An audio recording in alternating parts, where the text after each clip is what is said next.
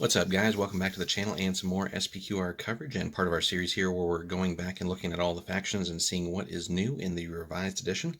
So today we're going to take a look at Dacia and Sarmatia. And as normal, we'll kind of start with the hero, work our way through the minions, and then any of the named characters for you guys.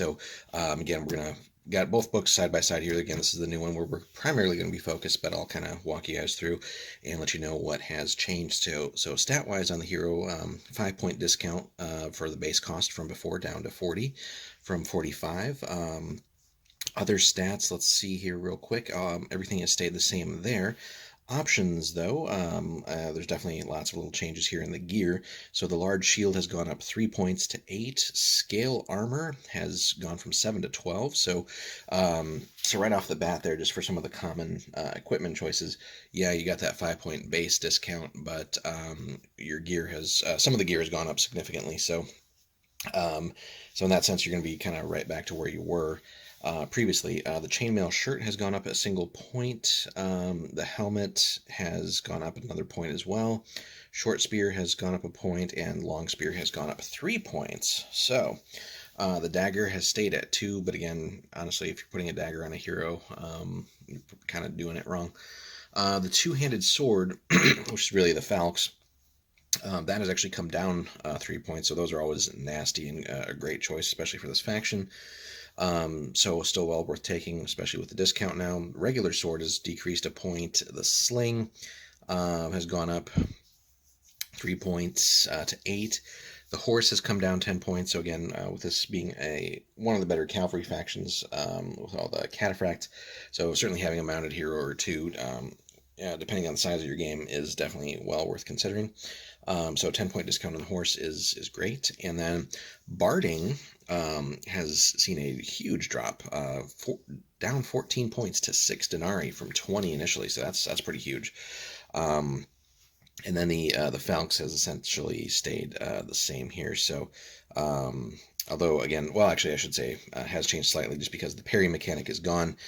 So before an enemy hero would lose a parry, so now simply enemy heroes can't use shields, and we'll again cover the way shields work in a separate video. But so actually just strictly better than it used to be, and we'll cover that again in a separate video for you guys. But for now, just understand that the parry mechanic is gone, so far less dice rolling and just re-rolling in the game now. And shields basically give you re-rolls on your armor against certain types of attacks.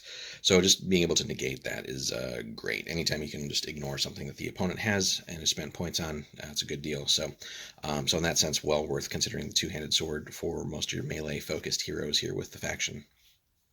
Alrighty, guys, and getting into the minions here. So the first up is the Noble, and these guys have seen a huge points increase. They were 6 denarii before. They've almost tripled in cost to 17. Stats have changed, of course. Again, pretty much every minion unit is a 1 melee dice stat now. Agility and everything else has stayed the same there. So, but these guys, again, are supposed to essentially represent kind of your elite infantry. So, but before they were essentially as dirt cheap as the other options there. So just to really differentiate them and separate what they should be. Equipment still just a sword to start with. But let's take a look at the options here. Short spears have come down a point, so 1 denarius apiece, so that's always nice. Leather armor has dropped 2 points to 3. So again, a lot of the anytime it seems like that the the base cost has gone up, then the equipment has come down just to compensate a little bit there. But leather armor pretty cheap there. Shields have also large shields have dropped a point. Chainmail has dropped from 12 to 8. So again, if you do want to go that heavy infantry option, that's a little bit more stomachable or palatable now. Although, again, overall more expensive than you were before. So previously, if you took a base cost Noble at 6 points, put the chainmail shirt on there, you're at 18. Whereas now, basically, if you go with chainmail, you're going to be looking at 25 a pop there. So, definitely the quantity of these, unless you really want to invest a lot of points, is probably going to be overall smaller units here.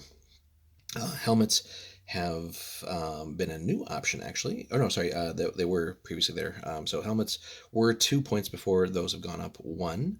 The horn has stayed at 10, but as per usual here across the factions, the price of standards has come down a lot, so down to 5 denarii from 25 previously. So more standards just across the board. So you'll see far more of those, I would say, in future games.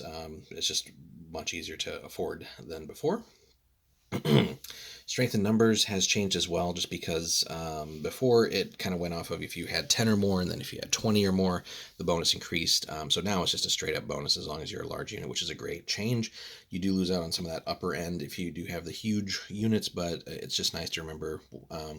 Again, one less instance of having to count things. It's just, hey, if you're a large unit, boom, here's what you get. And then Wild Charge, I think, has changed a little bit, again, because of the size of the unit. So let's see, before, a unit of nobles that charges gains a bonus melee dice for each model in the unit, regardless of whether they get into contact. And here now, basically a large unit of warriors that charges just gains straight up 10 extra melee dice to its melee dice pool.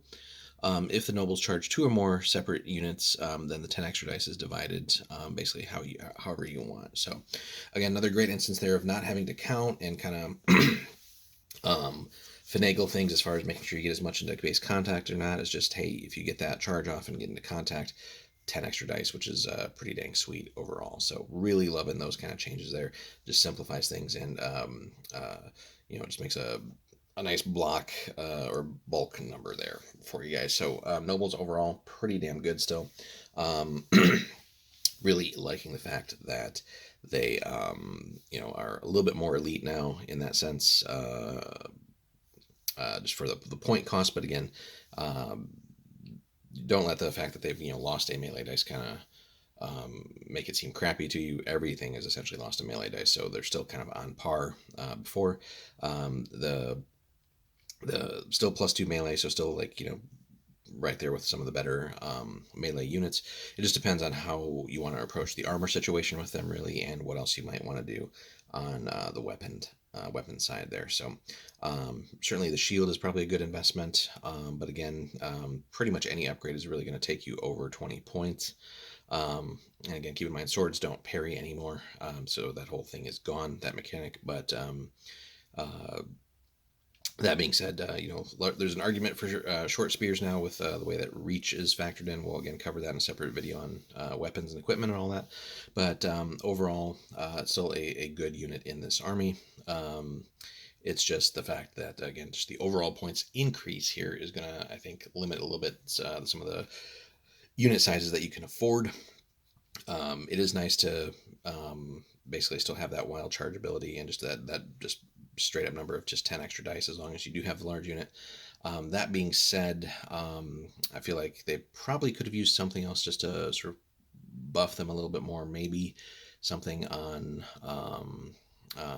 melee +3, although that's getting a little bit crazy. So it'll be something that needs testing out and sort of using them appropriately. So this is definitely a unit overall that you're going to have to be very careful with. You can't really afford to commit these guys into fights that you might not win. You really do want to put these guys in a situation where they should come out on top. And then there, it's going to also, again, depend on what kind of armor package are you really purchasing for them. Are you just going cheap with like leather armor, or are you really going like all in and kind of building like a tank unit, heavy infantry unit with chainmail? But again, now you're looking at 25 points a pop, so to get to that large unit size is going to be pretty tough. And really, if you're going to use this unit, if you're not making a large unit or a large enough unit to really like survive some incoming fire and then get into combat while you're still a large unit, then there's almost really not a reason to take them. So these guys are going to shine when they are large units and they can get the strength in numbers bonus, just because their bravery isn't that great to begin with, and just the generic bonus for large units. But having that wild charge is where it's at, right? 10 free dice is great. So that will make up for any deficiencies as far as just like pure offensive output or anything like that. I think overall it would have been nice to maybe have these guys have the option for the Falx as well. That could really make a scary unit, especially with wild charge. But alas, we don't have that. So Alrighty, guys, and then we're back and we're on to the next unit, sort of the core, some of the core infantry type units here. And again, a lot of similarities between like the nobles and these guys. Although here, interestingly, the Falxmen has gone up a great chunk of points. So it was 12 denarii, is now 20 a piece, which is again pretty damn expensive for infantry, but also does come with a large shield and two-handed sword. Stats are still the same, except again melee dice has dropped to 1. So you have that, but again, everyone's melee dice has come down by 1, so it's not like they're just automatically weaker off the bat than other comparable units. Options don't really have too many, same as before, essentially, just because they're coming with the shield and the sword, basically. You do have the option to go with helmets. Those have increased by a point, which starting at 20 again is already pretty rough. So but that being said, if you don't go with the helmets, you absolutely have no armor, and that's a lot of points to lose out then when you are getting peppered by missiles and other things. So the horn is still there, and again, the standard has dropped to 5 denarii, so that's pretty significant there. Again, the Falx has changed, so basically there's no more parrying, there's no more constant dice re-rolling in the game, and just fewer overall dice. So here, again, the Falx is basically ignoring enemies' shields, which is great, and we'll cover equipment and all that in a separate video, so be on the lookout for that. But basically, shields now give you re-rolls to your armor against certain attacks. Depending on the size of the shield. So just being able to ignore stuff is great. But again, on that basic 20 points there per model now. Strength in numbers has changed again. Rather than having to worry about whether it's 10 miles or more or 20 miles or more, it's just a straight up buff as long as you're a large unit. And then the wild charge is also the same as before. So again, if you're going to use these units, you really need to get the best value out of them, and that's really when they're going to be large units. But man, a minimum sized large unit of 10 models is going to run you 200 points. And that's before putting any kind of upgrades or anything else on them, right? So it's going to be kind of rough to really get the horde approach going with these guys. Some of the points increases here are a little bit rough overall. So that is something that we'll have to, I guess, get some play testing and see how that works. But I do feel like the overall some of the points increases here are a little bit high, it would seem.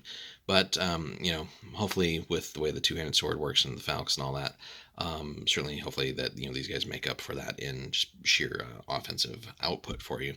But that being said, again, with helmets really being your only option, it's going to be even more expensive to really equip your guys and give them any kind of protection. And really, if you had a unit of 10, well, let's say 20, just to have like a really large unit and survive hopefully some incoming fire and all that before you get into combat. So that's 400 points. If you went with helmets for all of them, that's another 60 points, right? And then the argument's kind of, well, I'm getting only 1 armor out of that. Wouldn't it be better to just pick 3 more guys and just use them as kind of sort of a blade of wounds to finally get into combat? But yeah, it's gonna require just large units just to survive any potential incoming fire, all that. And then really just make sure you get into combat while you still are a large unit. But again, with the sheer lack of armor and all that, you're going to really have to just absolutely kill it on your charges here to get the most value out of these guys. And really, they're not going to stay a large unit forever. And after that, then they're essentially just average when you don't have strength in numbers or the wild charge ability anymore. So the other final infantry unit here then is the Tribesmen, and they have stayed essentially pretty cheap, although they've gone up only 1 point, thankfully, so that you do actually have an option to get quantity in this list, because again, your Falxmen and your Noble have just gone up a ton of points, and it's a little bit weird to me that the Falxmen is actually more expensive than the Noble. You would kind of expect the Nobles to be a little bit more elite in that sense as far as points, but they do have significantly more options to them. So the Tribesmen here does come standard with a bow, and that's actually, they've lost a little bit there. Before they had basically the equipment to start with either a bow, a javelin, or a sling, but now you're just getting a bow to start with. So options now, basically up to 3 javelins per tribesman for 2 denarii apiece. That has stayed the same, although they have given you the option for 1 extra javelin. Before you only had 2, so you can go a little bit heavier into that if you want. Slings are now an option for you to buy at 4 denarii apiece, and it doesn't say replace, so you would have the bow and the sling, which would be kind of cool. Before you kind of had to choose what you wanted. And let's see. Oh, I guess technically with their previous version, if you chose the javelin as your base weapon, you could still get 3 total with the way that reads there. But now you just have to buy it separately if you want. Helmets, if you do want some armor for these guys, has actually stayed at 3. Swords have stayed at, or actually swords have come down 1 to 2, and they've actually gained the ability to have small shields now, which is pretty cool for 2 denarii apiece. So interesting upgrades overall. So I think just most sort of improved and utility here is going to be the Tribesmen. Only seeing that 1 point increase is fine, but it really just gives you a lot of flexibility in what you want to do with these guys. So going to be, again, primarily your primary ranged unit. And really you can choose which sort of upgrade path you want to take for them if you want to go that route. Do you want to add more short range firepower with the javelins, or just sit back and plink away with slings? Although that will take them to 12 points. You can build these guys into a little bit of a decent combat unit if you take the like helmets, shields, and swords, but again, that's adding a chunk of points there. If you want all of that, these guys do have hit and run, which is really cool. And really, again, this is going to be the easier unit for you to also build into sort of a horde. And then they do have the strength and numbers unit as well, or strength and numbers ability, giving you that bonus to the bravery. No wild charge for these guys, though. So they're not going to just pile on a bucket of dice for you. So interesting changes here. Least significant, or I should say, not significant, least severe changes out of the units we've seen so far for the Dacians and Sarmatians. Alright guys, coming back now and looking into the cavalry minions. So we have a couple of options here. We have the cataphracts and the light cavalry. Cataphracts have seen a big points decrease from 45 base to 31, so certainly going to see more of these guys on the field now, and in more decent unit sizes. Stats have essentially stayed the same, but again, melee dice have come down by 1.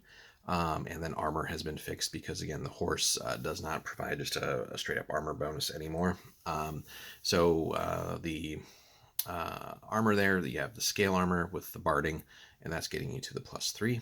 So a little bit less tanky than before, but you still have the 2 ones for being cavalry. And then they still have the long spear, the scale armor, and the sword. So again, already really well equipped. And again, options there, just the horn and the standard. Standards have come down again by a lot. Down to 5 from 25, and then they have the Contos rule still, which basically when they charge, the long spears give them lethal 3 for the duration of that rather than the normal lethal 2. So basically when you get the charge off on these guys, you're just going to cause some damage as long as you hit. Lethal 3 is basically good enough to kill most regular minions on the spot, and really about the only thing that you're not just going to sort of one-shot with these guys when they hit is going to be like maybe a hero or something like that. That being said, of course, if you charge another cavalry, yeah, they have multiple wounds, but really these guys will just straight up deal damage when you get that charge off. From there, then the sword will sort of keep them in the fight for long enough, and they're pretty tanky overall, so hopefully you can finish off what is left or follow up with another unit to help you out and let these guys get loose again so that they can get more charges off, because anytime they're getting that, the more charges basically you do with these guys, the better things are going to be. And then moving on to light cavalry, these guys have also come down to 16 from 22, so 6-point decrease. Stats, again, melee dice have come down 1, and here they don't have any base armor anymore because, again, the cavalry does not provide a free armor bonus for you. Still still equipped with essentially just the bow. Here they do actually correctly list the horse as equipment for you, whereas before it didn't. You do still have the option to go shields with these guys, and spears. Those have actually stayed the same. And then you can, let's see, upgrade horse archers with a +1 bonus to range and bravery. So the upgrade path there, just to make them really fantastic at long-ranged firepower, is cheaper. Only 2 denarii a piece, whereas it was 6 before, which really made them rather expensive to pay 28 points essentially for archers, ranged archers. But now they're only 18 even with the upgrade. So and honestly, if you took that, the short spears, and the shield, they're only slightly more expensive than they were before. And that was still without the upgrades from before. So really, this is probably overall one of the best units in the whole force now. With the small shields and spears, they can do a little bit of work, and certainly on the charge, put a little bit of damage through. It's much easier to get a bigger size unit of these guys, and taking the upgrades to basically give them the extra ranged ability is essentially a no-brainer there. If you're using these guys for ranged firepower, just having a +2 to your range stat is huge. And they still have hit and run too. So hit and run really is going to be, of course, more value if you do take the spear and shield option as well, just to let them do a little bit of work in combat. And I think overall, this is just a fantastic unit. Really, taking 10 of these guys with the upgrade to range is only 180 points, and then that's a pretty badass mobile bow unit there. So, again, spending even more just to get them the combat abilities, combat options. Really, they can clean up a lot of light units and stuff like that. And what they lack in armor, hopefully then some of the just the wounds from being mounted will absorb a little bit of that for you. So overall, really cool unit. Loving the changes to those guys. All right, we come then to the end of the list here, or towards the end of the list as far as minions go. Basically, we have the Scorpio team, which they've kind of pilfered from the Romans. This has come down quite a few points, down to 58 from 80, so a 22-point discount, which is great. But that being said, the Scorpio overall is just, at least personal opinion, not something that I find all that useful. Maybe in certain situations, sure, if you're actually hitting with it, but just with that, again, basic +1 range, especially if you're trying to shoot at long range, you got cover in the way, other things like that, or just terrain in the way. How many times are you really going to get to shoot in a game? And are you really going to, once you do hit, are you really going to cause enough damage to really significantly impact the game? So I don't know. Let me know your guys' personal experiences there, whether you're playing Romans or the Dacians or whatever here. Just what your thoughts are on the Scorpio team and the rules that it has. For 58 points, but also just if you think about it in cost as far as like buying the models and all that, is it really going to do so much for you that it's just a worthwhile addition to your list, especially if you ran like multiples of these? Personal opinion, just it seems like certainly the cavalry and the other infantry options and stuff are just going to be significantly more effective for you overall. But again, let us know in the comments on that one, guys. They have sort of properly updated some of the stats, though. It does have +4 armor now, as far as the machine itself. So as long as basically your infantry aren't going to be, as long as they're not getting hit, the machine provides pretty good protection. It's going to be pretty hard to just actually destroy the machine now. It has lost a wound from before, though, but +4 armor is pretty damn exceptional there. So if you're trying to like plink the machine with bows and stuff like that, or slings, you're really not going to accomplish much there. It's going to be pretty difficult to do that. Your best option is really to try and charge it and take care of the infantry. But again, if you might get lucky and kill off the crew too, but more likely than not, you'll hit the machine and not accomplish much there. The mercenaries are still the same, so they can take themselves as mercenaries or from the Germania list, which will be coming up soon. And then we'll move on to the special characters for you guys. Alrighty, guys, taking a look at the Heroes of Legend for the Dacians and Sarmatians. So, sort of the first of all the factions and stuff that we've looked at so far. So, Decibelus has actually increased in points, whereas all the other heroes have basically come down significantly in points. So he's gone up from 75 to 97, and again, just such a weird point number. Just like make it 100 or 95. Some of these sort of point values here, just again, uh, just I don't know, personally seems like a little bit annoying. Like just make it a multiple of 5 or something like that, just so it's easy to remember and do the math for your list. But stat wise, let's see what's changed for him. So melee still +3, pretty respectable there. 3 dice, also good. Agility and bravery are still the same. Armor and wounds. His talents, so still die hard, die harder, heroic rush. Let's see, Savage Nature would seem to be new. He did not have that before. Horse Warrior that he had before is gone. Might just be the same role renamed. Inspire is still there, Mighty Blow, and Shield Bash. So we'll have to see if Savage Nature and Horse Warrior have changed. He does still have a large shield, scale armor, and sword, so pretty solid equipment there. And really one of the only heroes in the game that has basically an upgrade hero for him. So his advisor, Sages, or Sages, however you want to say his name, below, which we'll cover in just a second. That guy has actually dropped another 5 points. So that does make the points increase for Decibels a little bit more useful, or I should say less upsetting in that sense. That he's actually gone up. His special rule, Perpetually Off Balance. So basically once per turn, if an enemy hero does an action within 12 of him, he can make an opposed bravery check with that hero. If he's successful, he may immediately perform a free action before the hero performs his. So that has stayed the same. That's a really great ability. +3 bravery, you should in most cases come out ahead, although just keep in mind a lot of other heroes will also have a pretty solid bravery score, but generally people tend to upgrade like the offensive stats first, so you should in many cases be slightly ahead on bravery, but if you're dealing with an enemy hero who's got the same stat as you or even better, then obviously it's a toss-up. But taking a look at Sages as well, and again, Decibels is still just rock solid as far as being a great overall commander. He can do some work in combat, so and a decent pool of wounds to get into fights and stuff like that, and his talents will help as well. The advisor here, so again, he has dropped 5 denarii, still essentially nothing on stats. He does still have the 2 wounds. Fortunately for him, he does still have Divine Luck by 2.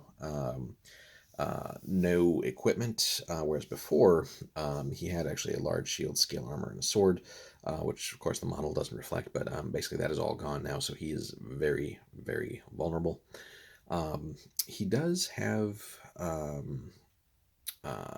2 rules now. The other one, the Sage Advice, is basically just a representation to clear up things. So you can only take him if you also take Decibelus above. So before, some people were trying to essentially just take Sages for his other ability here, the Wisdom of Ages, and trying to essentially just get the free ability there.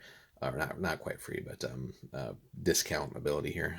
But anyway, Wisdom of Ages. So at the start of the battle, you roll 2 dice. The Dacian and Sarmatian player can change any of his dice rolls to a 6 this many times, so long as both Decibelus and Sages are in the battlefield and within 1 inch of another, which is pretty rough because, again, Sages is essentially extremely squishy now. No armor, 2 wounds is not going to last him long, and he does have to stay, of course, very close to Decibelus. And if Decibelus is getting in the thick of things, then a smart opponent is going to try and knock out Sages to basically break the ability here. But and if that being said, of course, if you've rolled pretty well on the Wisdom of Ages ability, you can hopefully burn some of those to try and keep him alive or something like that, or just try to prevent enemies from getting closer to him. If you can, depending on what you have, just move pieces in place and get in the way. So in that sense, he really does help, but in some ways hinder as well, because ideally you want to get Decibelus somewhat into the thick of things. Certainly keep him away from some of the really more nastier combat heroes and stuff out there if you're dealing with that, or if you're just in a bad spot, and Decibelus might not be good enough to get you out of those. But on the other hand, you kind of want to just hang back and maybe burn those uh, those dice manipulation things there. So might be worth it. I think if you roll pretty high, let's say like you get lucky and roll boxcars there, and you get that many abilities to change things to a 6. Maybe hang back initially.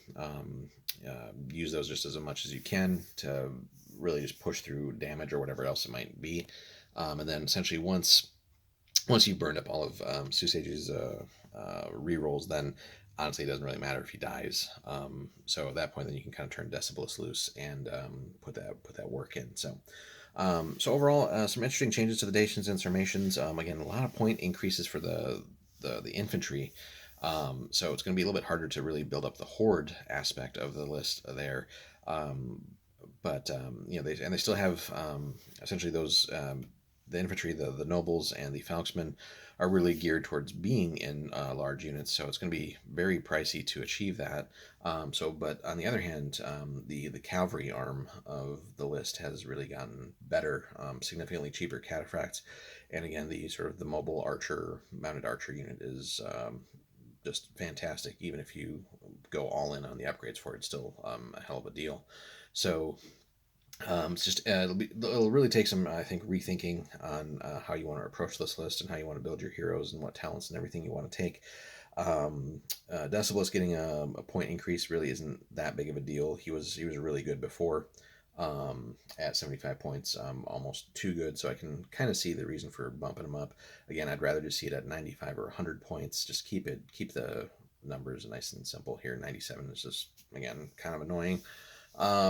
But minor gripes aside, it's going to be an interesting way to have to go about building your list now, because you really do kind of want to have large infantry blocks. So I think overall you're probably going to have fewer units overall, and just really just invest in making sure you get really large units if you can afford them for your infantry, just so you can take advantage of your large unit status as long as possible, get the strength in numbers and the wild charge. Because again, just the 10 free dice is a real gift. You got to try and maintain the large unit status as long as you possibly can, to really take advantage of that. But as before, you really could take like an all mounted list with these guys, and that could be pretty damn scary, especially with the discounts to the cataphracts. They're going to be slower, of course, because of the barding, but the multiple units of the light cavalry, which again are going to be fantastic, now can really do a lot of the work and either start causing real damage with their bows, or even some occasional charges with hit and run, letting you basically get your cataphracts up into a position where they can then charge and really cause the just severe damage there. So again, all cavalry with these guys is certainly viable, but they've definitely gotten the best buffs overall, and point decreases from this faction.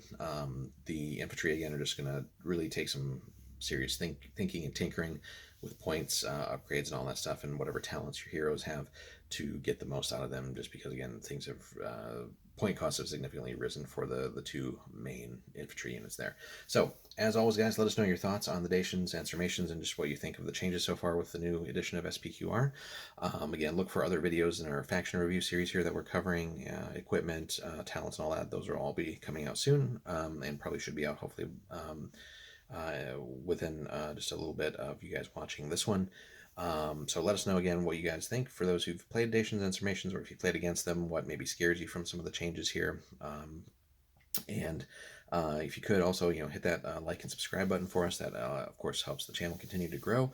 And if you guys do want to support the channel even a little bit more, check out the link in the description there. If you head over to Warlord, pick up anything there that helps support us as well. So thanks so much, guys. Hope you enjoyed our tour here through the Dacians and Sarmatians, and we will see you in the next one.